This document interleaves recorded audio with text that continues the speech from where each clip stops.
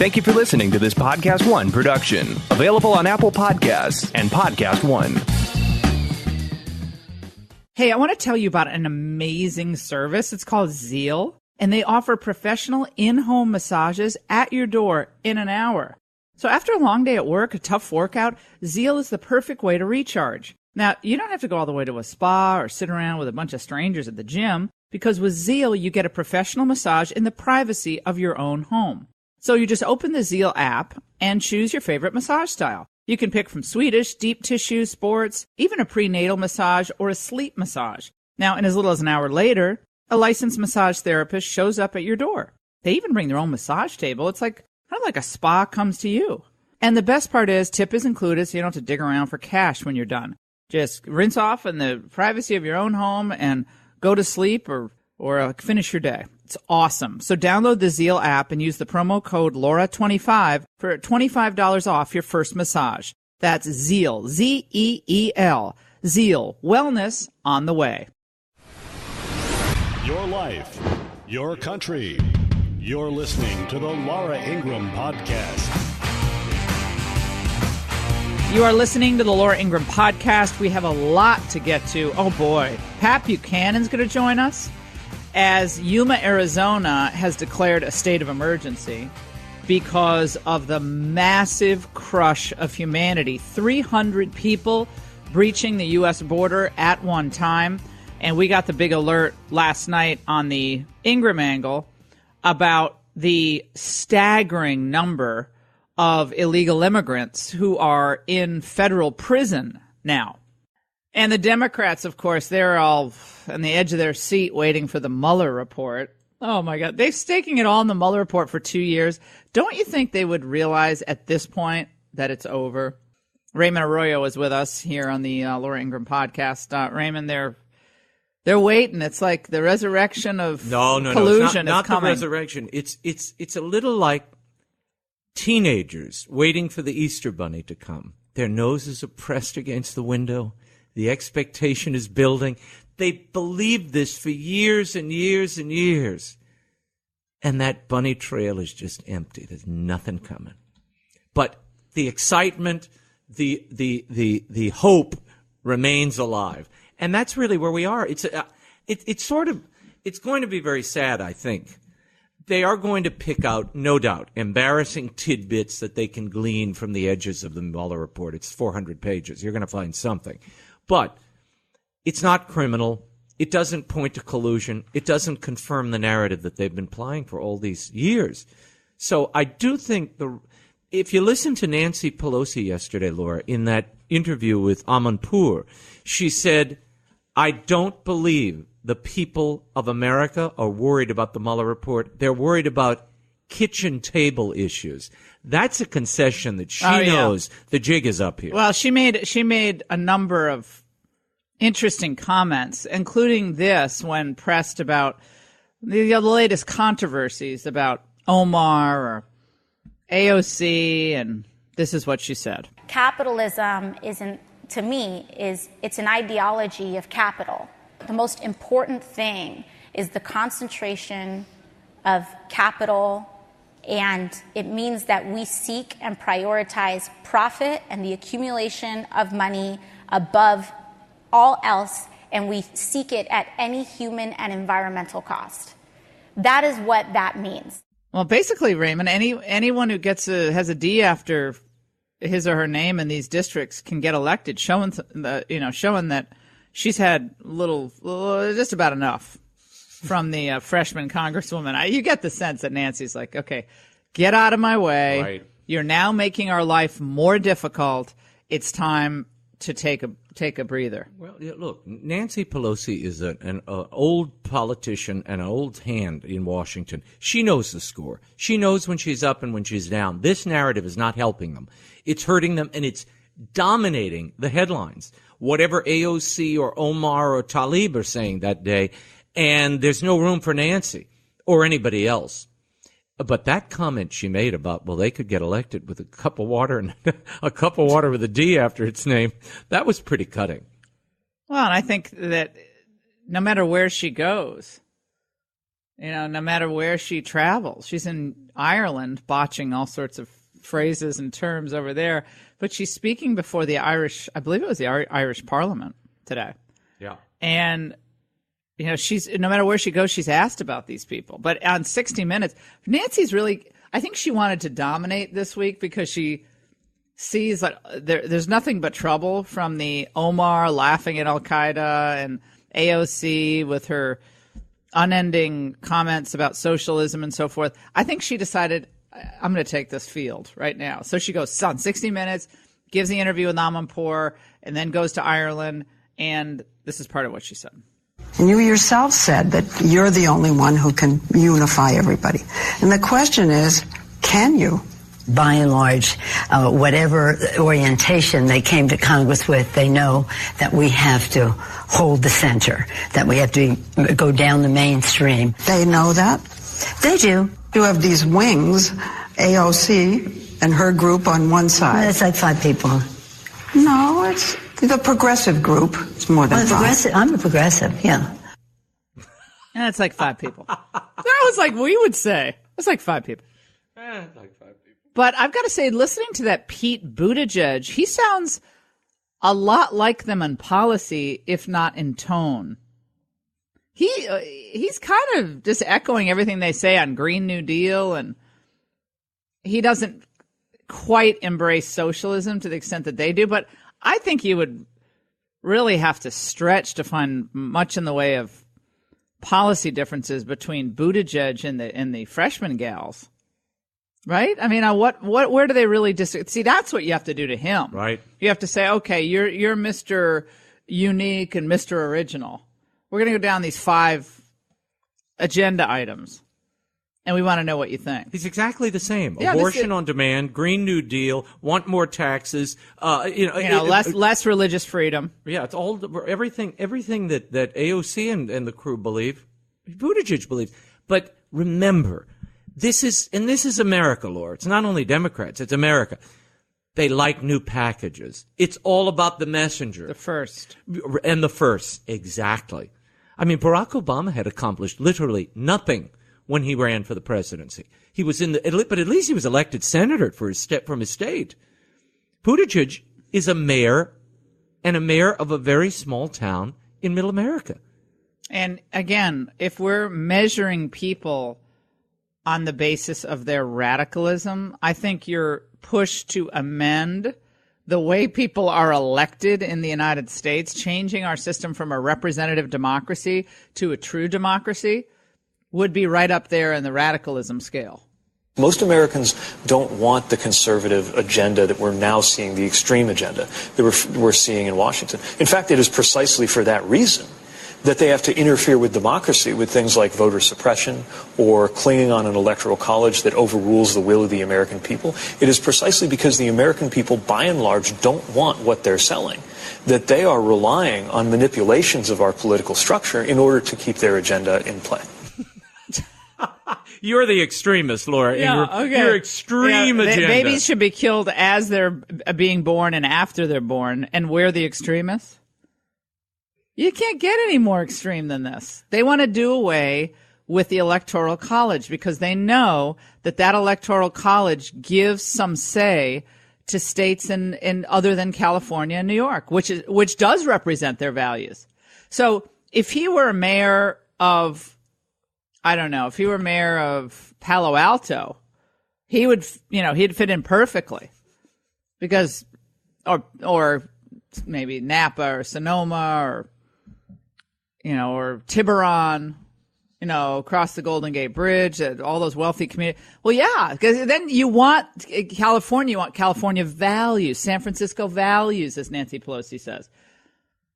But there's a good chunk of America, and I would say a fabulous chunk of America, that has had just about enough of this sanctimonious, arrogant attitude of the elites who in tone want to come across as very measured. See, I'd rather have someone who blows his or her top every now and then than someone who pretends to be measured but underneath is seething with radicalism. Well, forgive me, but I didn't realize that Pete Buttigieg knows much more than the Founding Fathers, knows more than Madison and Hamilton and Jay. He has a vision for your vote and the because checks he was and a Rhodes balances. Scholar. I mean, this thing is held together remarkably for more than 200 years. There's nothing like it in the world. Nothing like it. Yes, it's imperfect, but the checks and balances they put in place, particularly surrounding the vote, is genius. We think our framers were genius. He's a more sophisticated version of the people who want to tear down statues. Right. He's just a little bit more sophisticated and more polished, but they're all the same. There's no real difference when he says, well, the extremists today, people don't support your views. Your views are the ones they don't support. But again, the tone and the very measured and the slight affectation when he speaks, the way that you try to sound like Obama, it's all very. We speak like this and we think it's not radical. Oh, it's completely radical. Completely radical. And to overturn the Constitution. Yeah, of course. You want to change the Constitution. Not to clarify things like the birthright citizenship, which is being used to game our system. But the argument is clever, Laura, because he's spinning the argument back and saying, for using the Electoral College, you are perverting the system. Stop. That is the system. That's the fair way to play this. You are the one who wants to pervert the system by going to a straight democracy, undermining not big population centers in rural America that you happen to preside over, Mayor Pete. Yeah. He is a mayor of a small population center with 100,000 people. He would disenfranchise that whole state in the face of a place like New York. By the way, the population of South Bend, Indiana, came into the United States illegally last month. Right. The population of South Bend, and I think 150% of South Bend's population will come in this month. You ready to take them all in, Pete? Come live with you? Come stay with you? Do the math. I mean, you don't have to be a Rhodes Scholar to do basic math or understand basic history, but they don't really, I don't know, at Harvard it's probably not in vogue to teach American greatness and the wonders of Western civilization. We cry and mourn the loss of Notre Dame as we spend our days seeing our kids turned against Western civilization. We see this refrain, nonstop refrain, trashing the West. It's white privilege. It's racist. It's they took the natives' land, and this is where we are. I want to thank all of our great sponsors here on the Laura Ingraham podcast: Genucel, Delta Animal Rescue, Legacy Box, and Zeal. And they help provide this podcast free for you several times a week. And I know you've told your friends and you're sending around our segments, and keep it going because we're growing this podcast day after day. And we love hearing from you. Remember, all you need to do is email us at ingram.podcast@gmail.com. We have beautiful stories out there of sacrifice and people who have reached out and helped animals in need, animals who are abandoned, animals who have no other place to go. They deserve a life of love and kindness and peace without suffering or torture. And this largest no-kill and care-for-life animal sanctuary of its kind in the world is found at Delta Animal Rescue. It's amazing. It's this mountaintop ranch. It is beautifully done and beautifully cared for, and it's a mission. And 100% of your donations go directly to the animals of the Delta Super Sanctuary.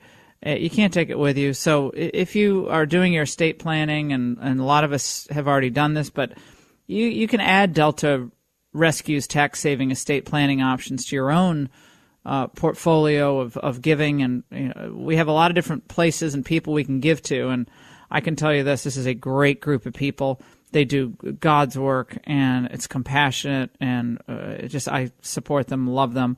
DeltaRescue.org/Laura. Go there. You'll learn more about what this incredible organization does for abandoned animals. Again, the largest no-kill sanctuary of its kind in the world. It costs money to run this thing. Help them out if you can. Donate today at DeltaRescue.org/Laura. And by the way, when the Democrats aren't trashing the Constitution, they're trashing the free market. This argument over socialism and capitalism is that capitalism has let a lot of people down. I guess what I'm out there to say is that it doesn't have to be so. I believe in democratic capitalism, but the Democratic Party is extremely important. I think during this Cold War, there was this assumption that capitalism and democracy were almost the same thing, that if you were for capitalism, you were also for democracy. Right now, we actually see democracy and capitalism coming into tension. I don't understand even what he's saying there. The guy who's taken on the populist view of economics and the free market is Trump. So I see what he's getting at. Like, look, if this is what capitalism produces, a middle class that doesn't see a wage increase, if that's what capitalism produces, then a lot of people are going to turn against capitalism. He is right about that, which is why Trump is growing the economy for everyone. So I would agree if capitalism means your job is going to be sent over to China because we need to live up to this mythical idea of free trade with a communist country, then yeah, a lot of people are going to turn against that version of capitalism. But the good thing is that Trump saw that, and Trump is working to remedy that. So again, a lot of these issues that they claim to care about, extending American troops, overextending them, interference in other people's countries and the way they govern their countries, and in these endless wars. I mean, Trump has stood against a further expansion of this.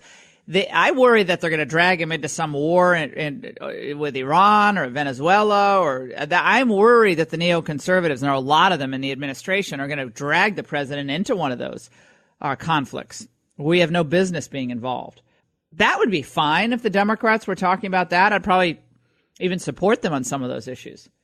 But you notice they're not going anywhere near that because Trump will trump them every time. You're listening to the Laura Ingraham podcast. Bernie, well, he's at his town hall on Fox, and when you wrote the book and you made the money, yeah, isn't that the definition of capitalism, the American dream? No. I mean, what we want is a country where everybody has opportunity. I have a college degree. Like, I'm a United States Senator. But a lot of people don't have a college degree. A lot of people are not United States Senators. I want everybody in this country to be able to have health care, to have education, to when they turn on the water, have drinkable water, not toxic water. So you notice how Bernie Sanders just deflects and says, well, everybody has to have an opportunity to get clean health care and drinkable water, good health care. Okay. Again, that's what a prosperous society can provide her people. If a society is not prosperous and we don't have a vibrant middle class that exists when a country protects its manufacturing, protects its industry, continues to grow and innovate with the help of less government regulation and lower taxes. If you don't do that, then everybody's going to live in poverty, except the elite of the elite, the upper echelon of the government, as we see with China and we still see in Russia, where we have a lot of really rich people and a very small middle class. That's what you see in Russia now. I mean, when I was there, I was stunned at how much had changed, but in a way, how little had changed. Money was concentrated only among a certain subset of the population. So the wonder of America is the American dream, which they revile now. It's a mother and a father and three kids and a dog and a white picket fence. That's over. That era is over. Good riddance. That was a great era for this country. A great era. Not to say everything was perfect. Everyone had perfect civil rights. No, we had work to do. But just the idea of people being able to make a living. If a mom or a dad wants to stay home with kids, they can stay home with kids. Because guess what? One person makes enough money to support the family. And then you could raise your kids and be with the kids. And maybe occasionally go on a vacation. I mean, this is good stuff. This is good family-centered stuff. And if that's controversial for these people, then, okay, we can just make that argument to the American. That is what most Americans want. That is what most Americans hope to have in their lives. A life that is not tangled up in government regulation, where people can pursue their own destinies and not be taxed into oblivion. That's what they would like. Not be saddled with massive debt either, which is why, we'll talk about this college education issue and whether we really need college education, 4 years of college education for all people. Yes, we do. We need it, and we need it for free. Everybody should have it. Why not? Well, for free. I love that. He's becoming the Count in Sesame Street. He's Waldorf and Stadler. 1, 2, 3, 4. up in the balcony. Well, Milton Friedman, of course, spoke eloquently about the free market and free enterprise. So far as poverty is concerned, there has never in history been a more effective machine for eliminating poverty than the free enterprise system and the free market. The period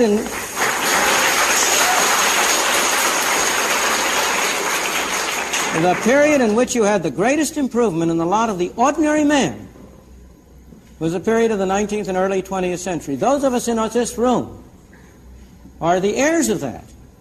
We benefited from the way in which our parents and our grandparents were able to come here. And by virtue of the freedom that was offered to them, were able to make a better life for themselves and them and us. But next, if you look at the real problems of poverty and denial of freedom to people in this country, almost every single one of them is a result of government action and would be eliminated if you eliminated the bad government failures. Oh, he was such a genius in so many ways.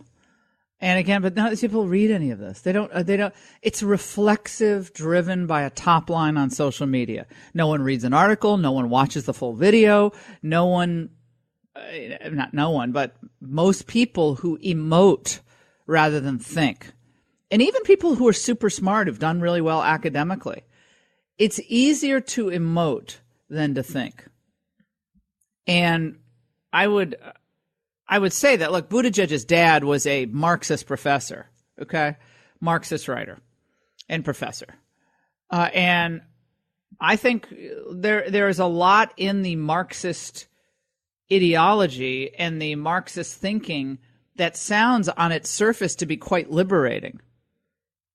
We're going to unite against the evil, corrupt bosses, the oligopolies, the monopolies, we will strike back at this and strike a blow for workers' rights and workers' freedom and so forth. And you hear echoes of that in the way the Democrats are addressing these big issues.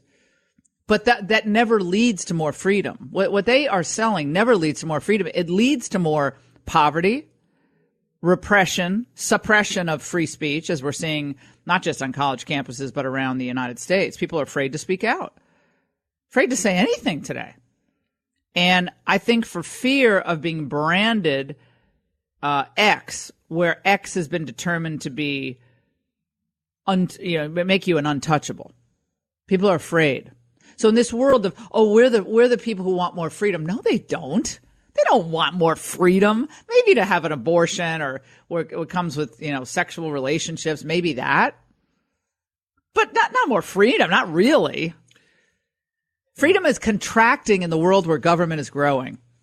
Right. No, they want more government expansion to force a particular point of view, a particular vision of America on everybody else.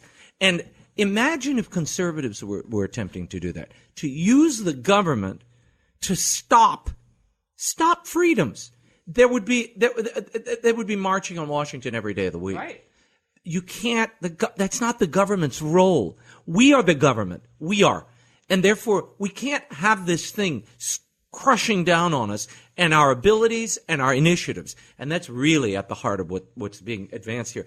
I have to say, I'm shocked by the brazenness, though, of these agenda items. From the New Green Deal to talk of stopping and getting rid of the Electoral College, this should make people just.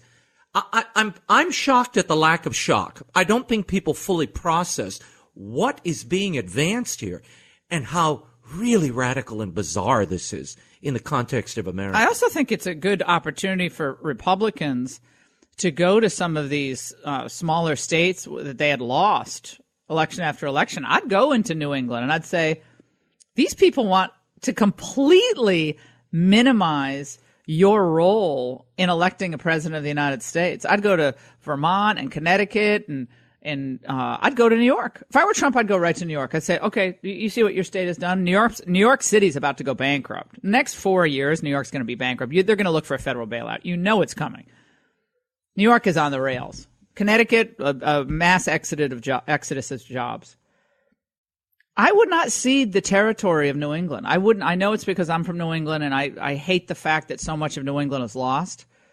But I would say these people who claim to be your great liberators want to run roughshod over any electoral input you might have in this election by having California and New York and maybe Illinois and Florida run the show. I guess maybe Pennsylvania. Pennsylvania is still a pretty big electoral foothold. But I don't think that works.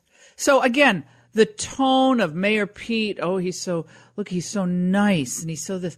I would rather have one of the things that I like least, and I've understood this over time. Raymond knows what I'm talking about here. Someone who on the surface appears to be so nice and opening doors for people. Hey, you look great today. How are you? It's great to see you. How you doing? I sent a check and donated to the charity, and it's wonderful to see you. How are the kids?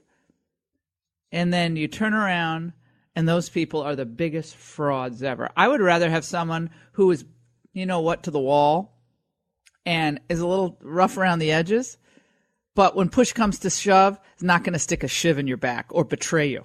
Those are the people I like. And it's nice to have your, manners and all that too. But you know what I'm saying? It's like the perfect picture of the well coiffed and the this and what does that do? Not in this rough and tumble world we live in. You have to have the straight talker.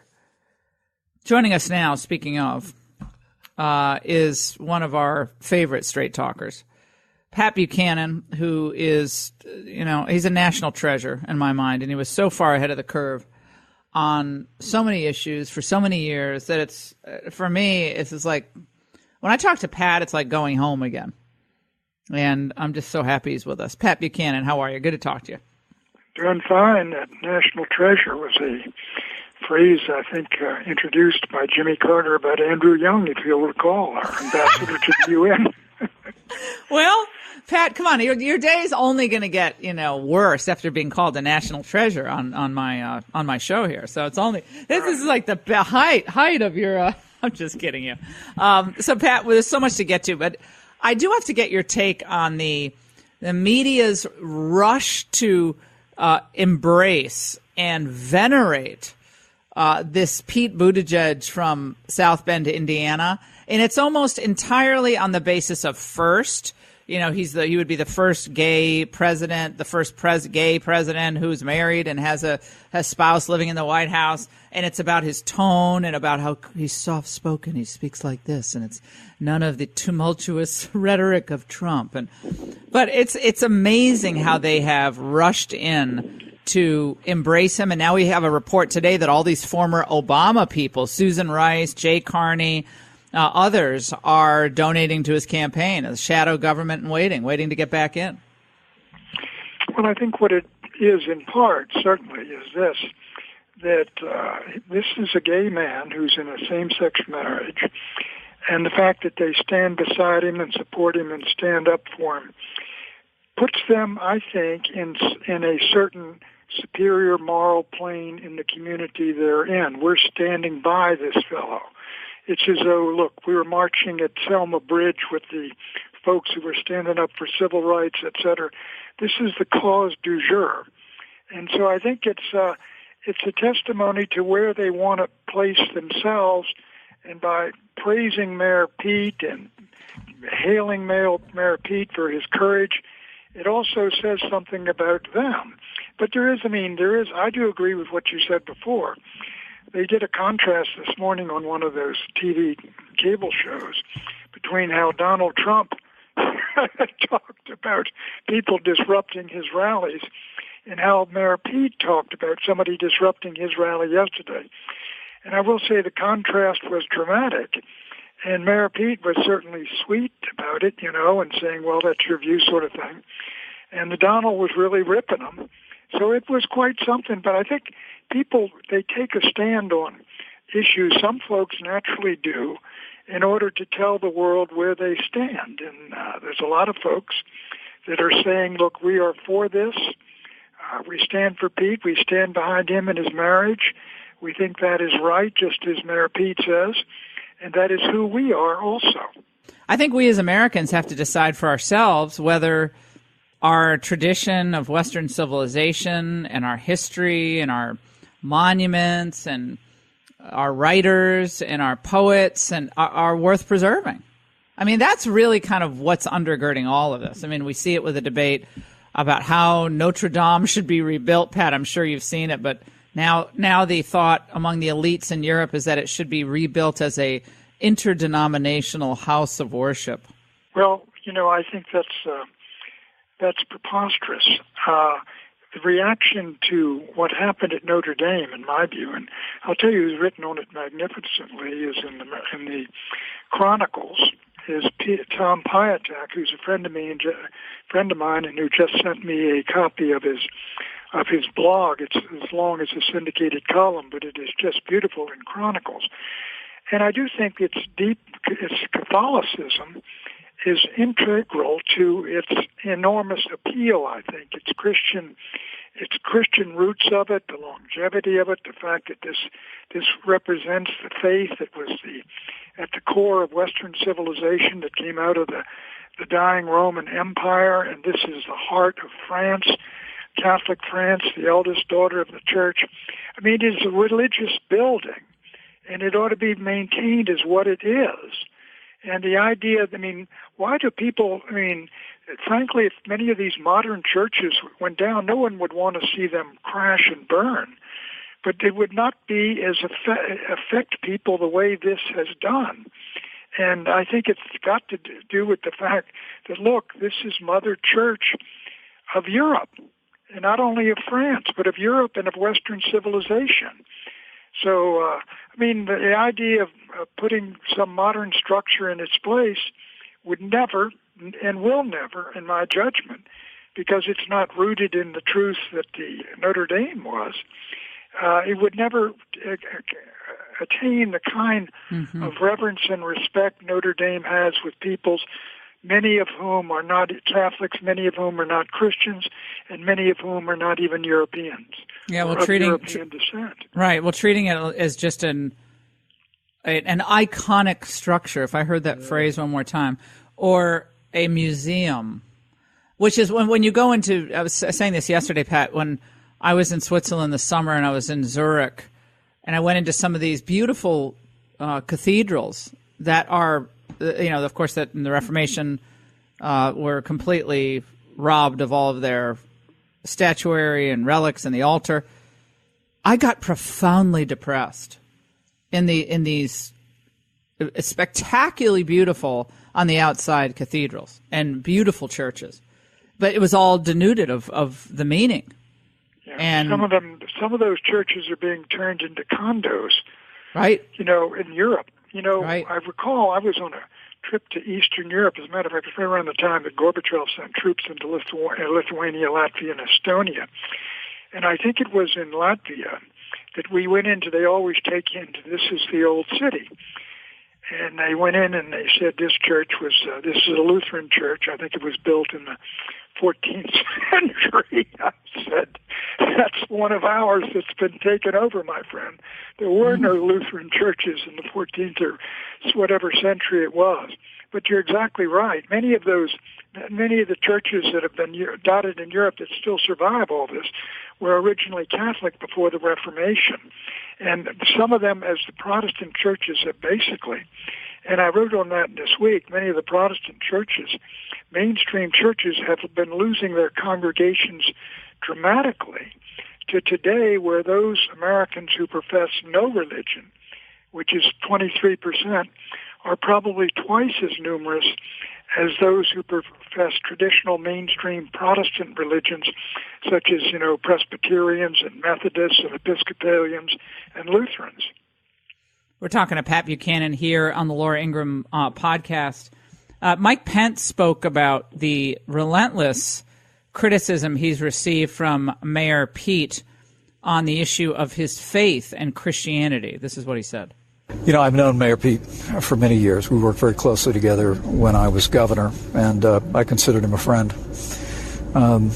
And he knows I don't have a problem with him. I don't believe in discrimination against anybody. I treat everybody the way that I want to be treated. I think Pete's quarrels with First Amendment. All of us in this country have the right to our religious beliefs. But Buttigieg, of course, himself said, no. He supported the Religious Restoration Act in Indiana.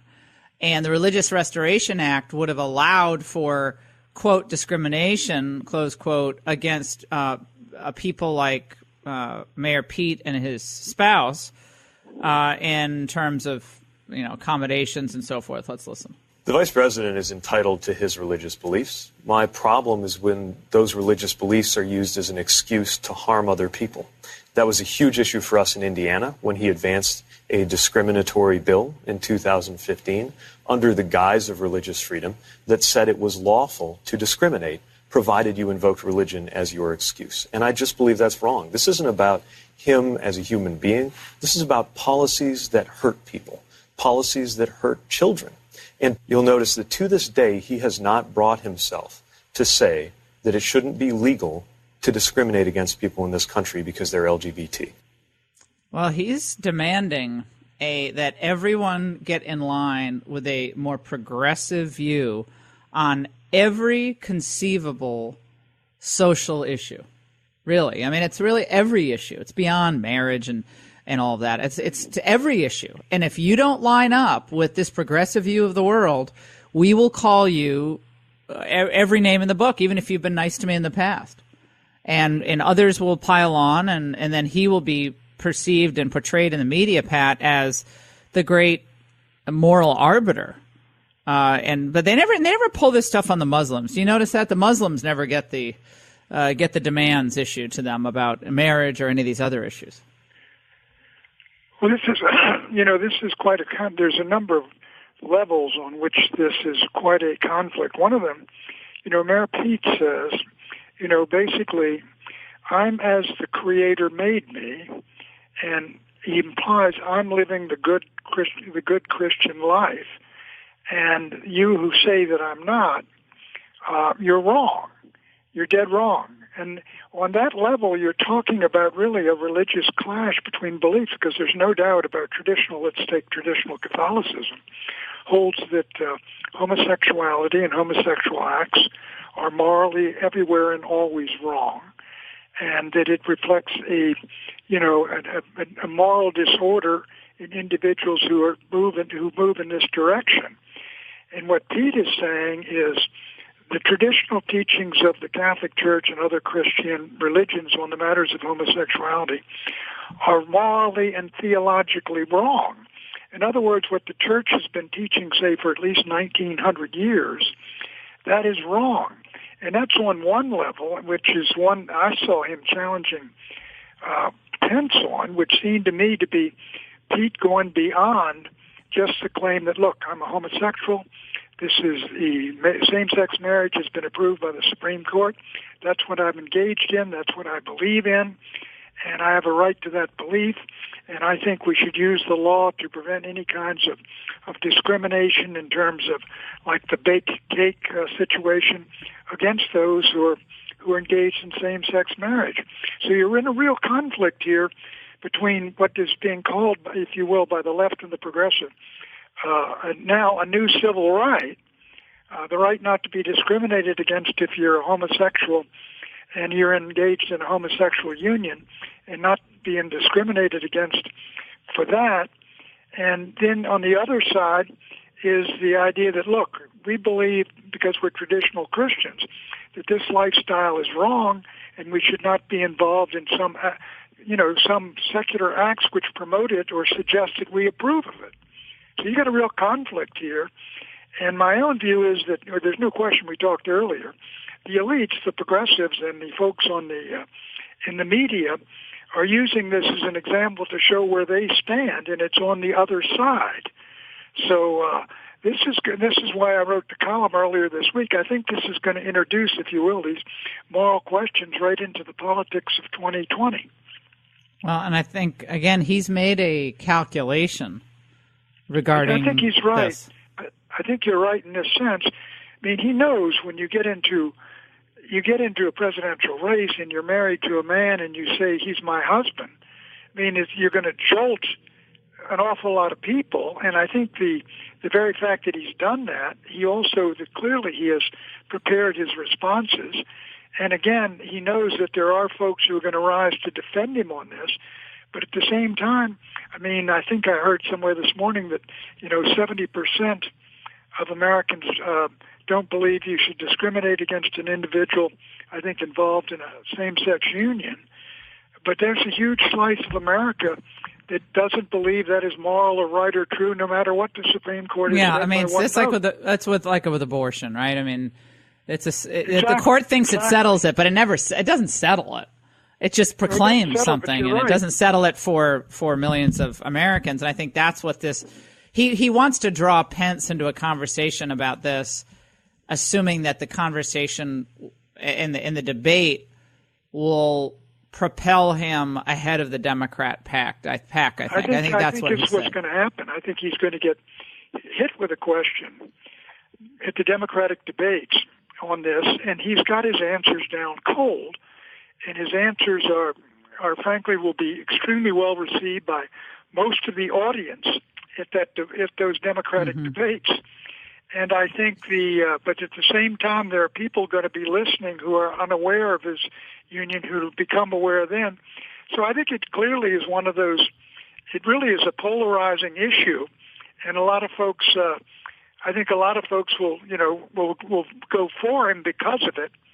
And a lot will go against him, I think, quietly and privately because of it. Well, I think it's interesting that the moralizers today, at least the ones who are talking about these issues a lot, seem to be the people on the left. I mean, to me, no one's talking about his faith except him. I mean, his sexual orientation except him. Who's talking about it? So, yeah, I think it's sort of like taking your blood pressure, your temperature. You do that, and then you find something. It's a barometer of what's going wrong. And whether it's Tawana Brawley or Ferguson or the Virginia fraternity hoax or lacrosse or Michael Brown, whatever it is, it's a symptom of an ongoing pathology. And the pathology is that this idea of Martin Luther King of a multiracial society united under shared values is starting to break down for a variety of reasons. But we're retreating to a tribal society. And I think a lot of people have invested a lot of money and careers and status in the idea that there's such a thing called white privilege, even toward people who were born decades after the Civil Rights Movement and are not very well off in places like Pennsylvania or Ohio or Michigan, just, that white stereotype of the working class. But it's not working. And the Democratic Party has become not the liberal party anymore, but the progressive and now the neo-socialist. And it's wedded to this identity politics. And I think it's not going to end well because it's starting to fragment people. And it's ironic because we're never more intermarried and hard to distinguish. When you see people say white privilege, often they are whiter than the people that they're attacking. But it's become for a lot of people without religion, it's become kind of a faith that they find resonance with or transcendence with. Oh, yeah, you hit it. You hit it. This is their faith. I mean, when people say they have no faith or they're atheists, I said, oh, really? You don't worship anything? They are the most dogmatic and zealous people out there. They are much more dogmatic than most Catholics, that's for sure, and certainly most evangelicals. Because they won't speak with anyone else. Yeah, I think that was always the traditional, ancient philosophical reason for religion, that there's a human need to feel a transcendent idea that we don't just perish. And when you don't have that, and it's not on a moral, ethical, but it's more secular or faith in human rationalism, then you get very angry that people are not perfect. And then or if you're religious, you understand that's part of the key to religion. We're not perfect.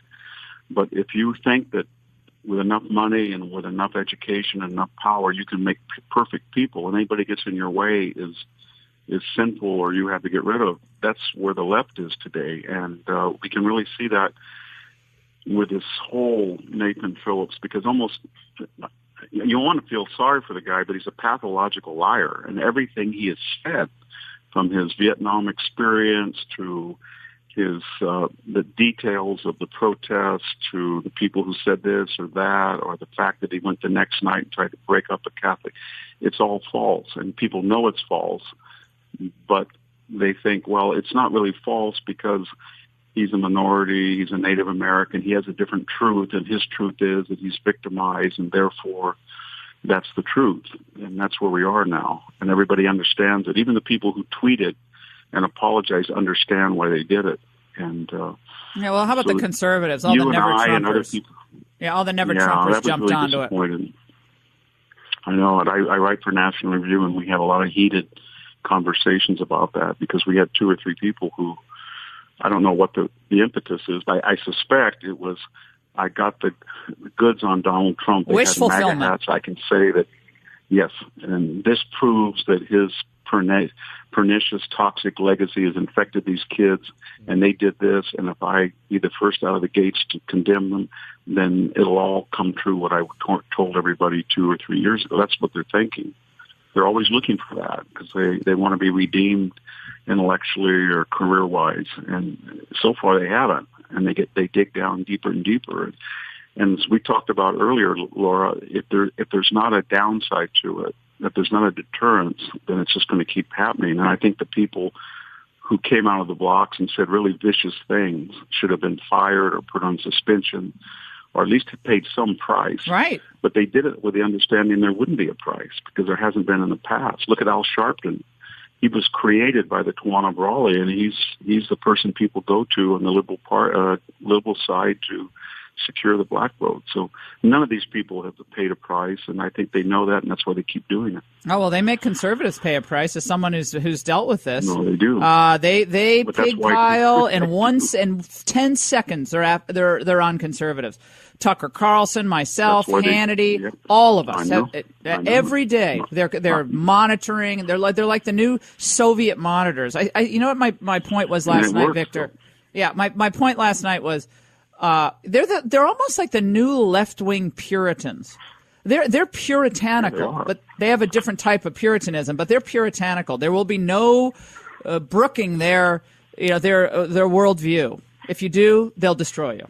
But we just can't. We can't tolerate it, though. It has to be exposed, and there has to be a price to be paid. Period. Has to happen. There has to, because all the never-Trumpers realize that when you come out and you condemn an innocent person, there's no downside. But if you don't come out, there is a downside. So they made the necessary adjustments, and that's why National Review, Weekly Standard, ex-Weekly Standard people all rushed out because they understood, well, even if I'm wrong, nobody's really going to care because I'm on the right side of the cosmic issue. But if I'm right, I'm going to be praised as a conservative that has ethics. And you got to change that calculus somehow. And I can't think of any other way than making them pay a price so people don't dare do it. But so far, we haven't created a deterrent landscape, so it's going to keep happening. We're talking to Victor Davis Hanson here on the Laura Ingraham podcast. Victor, we have to talk about this development regarding the shutdown, the government shutdown. The president receiving word that 5 former secretaries of Homeland Security, including his former chief of staff, who I'm sure felt like he got kicked in the face on the way out the door, John Kelly, all imploring the president and congressional lawmakers to strike a deal to restore funding to the department and so reopen the government effectively. Thoughts on that? Well, I think short-term Trump is getting killed, but long-term he's got the argument. The argument is, why wouldn't somebody want to secure the border when you see these caravans? And people in the past have voted for it, and he's not asking for 2,000 miles. He's asking for $5 billion, which gets you, 250 miles of key border security. So that's an issue that everybody can't figure out. Why wouldn't you want to do that? But it's lost right now, and I hate Trump and all this stuff. But if he perseveres, I think that eventually people were going to say, you mean we shut down the government because you don't want to defend your own border? And that's a winning issue. But he's got to stick to it, and he's got to get his troops together and say, we've got a winning issue. And I think those 20 or 30 House Democrats that won in Trump states will start to see that. But right now, he's dealing with the never-Trumpers. He's dealing with the media. He's dealing with the progressive, hard-left echo chamber, and he's got to stay firm. I don't think, if I were him, I would not give the State of the Union at a rally or anywhere. I would go into the Congress and just speak, even if there's nobody there. But as presidents really do, because he has a winning argument, but he's got to just stand firm and not give. Yeah, I mean, I don't understand this whole idea that Pelosi can prevent the President of the United States from entering Congress to give a speech. I mean, how is that even possible? I would challenge that, too. That's a great idea. Just go. No one's there. The Republicans will be there. Just go and give it, and then he'll get some people to cover it. And she'll look silly, and the more and more, the news cycle's on Trump's side, because you got up to 20 million people, and you don't know who they are, and there's at least 10% of them, 2 million, that are criminal or their identity theft or something, and they hit the news every day. Here in California, every day someone's getting shot or hit and run accident, or we have another caravan coming up to San Diego, and everybody understands that, and that's a winning issue to try to stop that. And they know that the wall now is focused, crystallized, distilled into a democratic fear that will work. They have fixated on the wall, not just to deny Trump a victory, but if you build a wall in the right places, it will vastly reduce illegal immigration. That's something they can't stomach. They just don't want that to happen. Did you see that video? I don't know if you checked it out. Drudge has the link on 500 Central American migrants. And they caught on video just scaling this border fence in Arizona. Yeah. 500 in one video. That's not a crisis? But, yeah, it is a crisis. There's another caravan coming, and but it's just the insidious. I mean, I live in a mostly Hispanic community of Mexican-American people, and I was in the market, and a guy came up to me, a Mexican-American guy, and he said, you've got to help us. You got to help us get that wall. He said, they're in our community. There's gang members. We don't have AP in our classes anymore because we have this bilingual stuff. Oh my These God. people steal our identities. They hit our cars. They run away. And it's the owner's fault. But that message is not getting out. And I think that Trump's really got to emphasize that the polls show that about half the Hispanic community supports him. And I just wish that his agenda has been so good on the economy and jobs for minority youth. I wish he'd take a few risks and go talk to inner city people, even though he'd take a big hit from protests, but just say, you know what, giving a person a job is a moral act. And I gave them leverage in a way that people did not have leverage with employers and choices and jobs. But, and I think that would be a winning argument. Same thing with the border. It's a moral, ethical thing, and put the onus on Nancy Pelosi, but it's hard.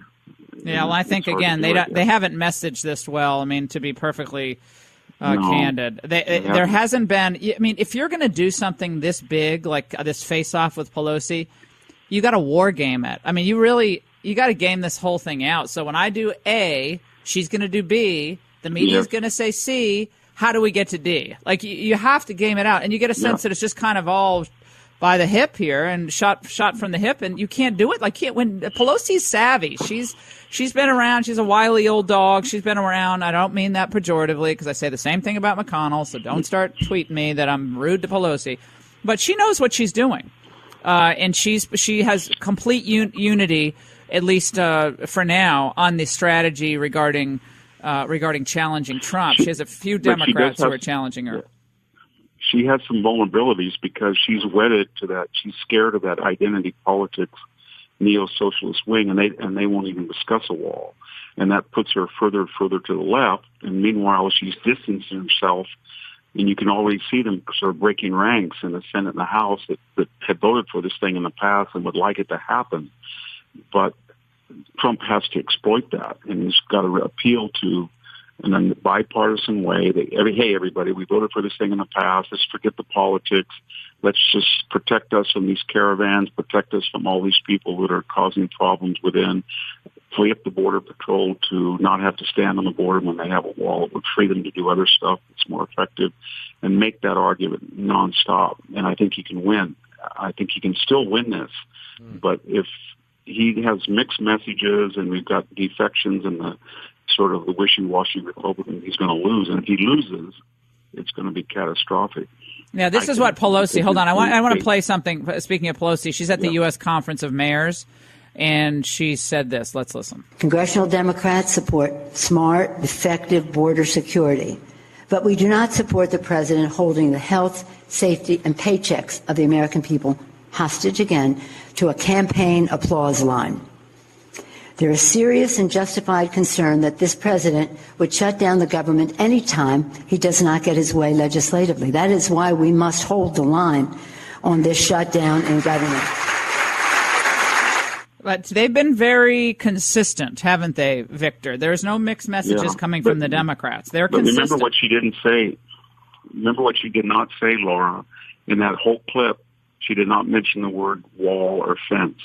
She said it was a shutdown so he doesn't get his way or he didn't do this, but she won't mention the fence because she understands that the polling on that's getting better and better, especially as this next caravan's coming. So the one thing they will not do is say, we are against a border fence, because they understand that when they see that imagery, it would be enormously helpful. And they can't say that because their base won't allow it, and they don't want it because they flipped so many states through illegal immigration, and the only way that you really can perpetuate that is not to have a border wall. It works everywhere. You know, when you go to Israel, you've seen it. I've seen it in Eastern Europe. I've seen it in Greece.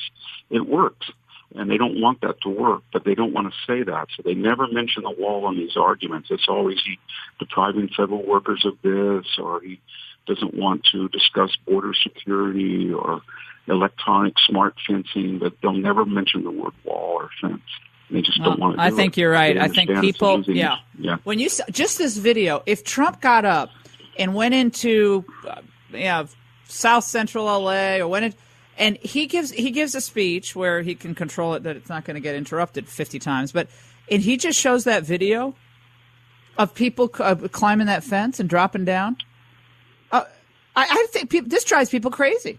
It's terrible. Do you remember in California when we had the open border with San Diego and Tijuana, and they were coming onto the I-5 just all through the freeway, and they were swimming into the beaches of La Jolla and everything, and they just showed that. And then there was such pressure to build that wall we have now that works, and it even goes out into the surface to see it. But that image of people swung across and then running through traffic it just got everybody appalled. And I think it does. That image is really appalling, and it sends a message. And so I guess getting back to the point, he has a long-term argument that's persuasive, and he's got to stick to it. He's got to get his team in. He's got to say, look, you guys, I know we're taking you. This is where we're going to win in the end. And we've got to keep saying wall, fence, protect. And I think he can win this, but I think the problem is they have these people on TV. I don't have my paycheck. I can't.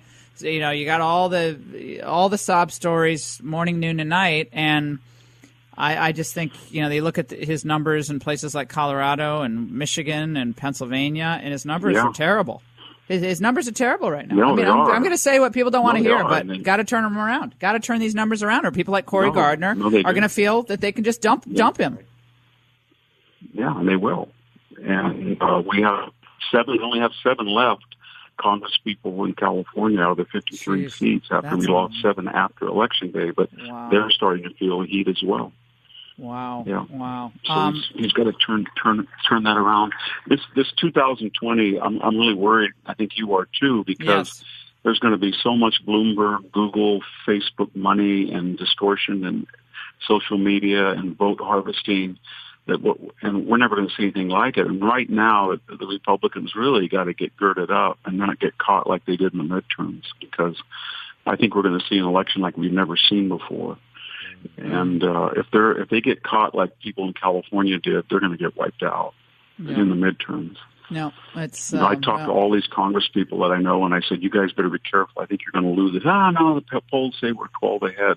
I said, "I know, but you should talk to people on the ground about vote harvesting, absentee ballots, get out the vote, all this money they have." "Oh no, don't worry." And all those guys lost, and they lost after Election Day. So that's something I think that's one of the most important issues going into 2020. Mm-hmm. And they're pre-registering people. Don't you love that? They're pre-registering people in high school. So again, they're getting the kids really early. It's really smart. I mean, they're doing stuff that Republicans should be doing. No, it is. I'm watching my hometown where they get the DMV rolls. They get the new registration from automatically is when you get a license at 18. We have the DMV guy quit in California because they blurred the distinction between illegal alien licenses and citizen licenses. They get mailed out to the voter. The computer tells which district may be a winnable district. They swarm all of these people. They knock on their door. They say, you have a registration. You can register and vote right now, and I'll wait while you do it. They get the thing, and they take it into the registrar, and they did that 250,000 of them. And it's not just a bunch of people canvassing the neighborhood. It's scientific. They understand where to put your resources, which people are vulnerable, which are not. And I've never seen anything like it, how well organized and well funded it was. And then all of these candidates in California that nobody heard of, they never ran for office. They had more money than the incumbent. Well, these Tom Steyer and company they're smart. The Tom Steyer and all these guys, they put money into local issues, local school boards. They're doing that in Arizona. Local school board elections and local judges, they're putting money there. Real smart. I mean, you got to have more than Sheldon Adelson. The Republicans, they are. I just think that Republican paradigm of getting a few big billionaires to pour in money at a Senate, that's not going to work anymore. And they need to start right now, or they're going to lose. Yeah, and the one who's been really good in California is Devin Nunes. He's already started. He understands. He won by 25% in the midterm, and he lost. And he won 12% on election day, and he ended up winning by 3%. Well, still close. That's what happened. Yeah, still close. Yeah. VDH, thank you so much for joining us. You have so many fans in the Ingram Angle audience, and I'm glad others beyond the Ingram Angle see how phenomenal you are and are inviting you on the shows because you're just terrific. And thank you so much for your wisdom, your writing, your dedication to honesty and your integrity and how you report and write about these critical issues. So thank you so much. Thank you. All right. Joining us now, David in Arizona on the line. We've got a lot of callers. David's a 21-year veteran. And, David, I imagine you have something to say about Nathan Phillips trying to pass himself off as a recon ranger, even though he was stateside during the Vietnam War. Yeah, Laura, thanks for having me on. Yeah, in the military, anybody who's gone on a combat deployment, it's almost like a sense of pride because there's a lot of guys who serve in the military and will never deploy to a combat zone. I spent, I think I was in for 17 years before I went on my first and only deployment to Iraq. And so, there's a lot of guys who maybe do 4, 6, 8 years and never have deployed. And so everybody still appreciates their service. But those of us who have deployed to a war zone, we know it's not easy. And for somebody to take it so lightly and to say, he was there obviously only for his own self, enjoyment, I guess. And so, and especially being a Marine, a lot of Marines that's a tight-knit group. And for those guys, they have a lot of pride. And for one of their fellow Marines to act like that, I would think that the Marines would be the most outraged over all this. No, it's completely outrageous. I mean, to call himself a recon ranger. First of all, aren't the Army Rangers? It's not I don't even know do you even call yourself recon ranger in the Marines? Maybe you do. I'm not aware of it. Well, no, I don't know about that, but I mean, he's just making stuff up. I think he also said he was a Vietnam Times era, and so I think he just put enough cloud in the water there for him to, try to pass it off and nobody would question him. But looks to me like he's just more of an activist. No, he's an activist. This guy's a radical activist who's been in and out of jail. I mean, come on. And if he were conservative, that would have been the first thing Savannah Guthrie led with. If he was a conservative activist, they go after all of these conservative activists, pick apart their past and any peccadillo in their past, whether they were 18, 19, 20. Forget it. You're persona non grata. But if you're this Nathan Phillips guy and you confront a pro-life kid with a MAGA hat, you could have been torturing puppies up until last week, and they'd make an excuse for you. It makes me sick. David, I appreciate it. By the way, I hope you're enjoying this podcast. My guests are going to be rejoining us in a minute. We have phenomenal guests, culture, politics, Hollywood. We're unpacking it all and having a great time. Raymond Arroyo's with us.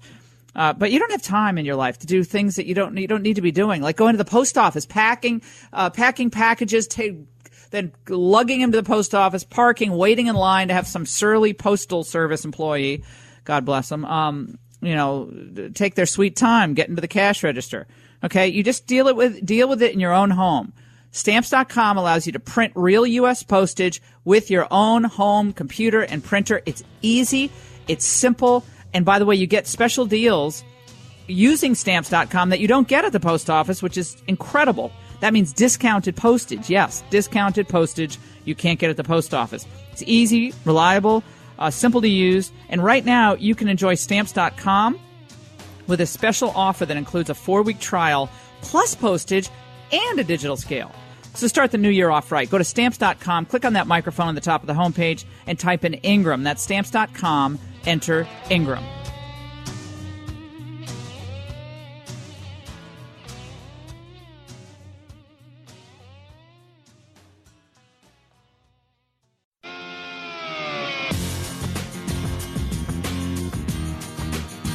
The people of Venezuela have suffered enough. 3 million Venezuelans have fled their country because of deprivation and oppression and poverty. 2 million more are expected to flee Venezuela in the next year alone. The country is literally a failed state. And what President Guaido represents is a new beginning for the people of Venezuela. And thanks to President Trump's leadership, the United States of America is standing with the good people of Venezuela for that new beginning. You're listening to the Laura Ingraham podcast. Huge news, of course, the Trump administration now supporting the interim President Guaido in Venezuela, a country that has been reeling with horrific hardship, corruption, violence. As you heard Vice President Pence saying there, 3 million people have fled, which has led to a real humanitarian problem and economic problem in neighboring countries. Friends of mine in Colombia are telling me that the Colombian schools are really suffering, public budgets suffering, local communities suffering, because they're not able to absorb such a huge number of Venezuelans. So something has to give. And the president getting huge support from Republicans and even some Democrats as this new moment in America's foreign policy in South America is revealing itself. Joining us now is Secretary of State Mike Pompeo. I'm delighted he's with us. We're going to get the most up-to-date information from him on where this all stands, and he joins us now. Mr. Secretary, thanks for joining us. Well, it's great to be with you. So the concern now that Politico is writing about is that we're leaving U.S. diplomats in Venezuela and concern for their safety. We remember, of course, what happened in Benghazi. What can we do to reassure the American people that our diplomats are going to be safe during this time of tumult? Well, Laura, you should know, and your listeners should all know, that we are continuously 24/7 evaluating security conditions. There's no higher priority for the State Department than to keep all the people in our mission safe and secure. And we've made clear to the Maduro regime that it is our expectation that they will be safe and secure. And we will continue to evaluate. We do this as our missions all across the world every day. We certainly have a real focus here and some of the other places that have greater security threats.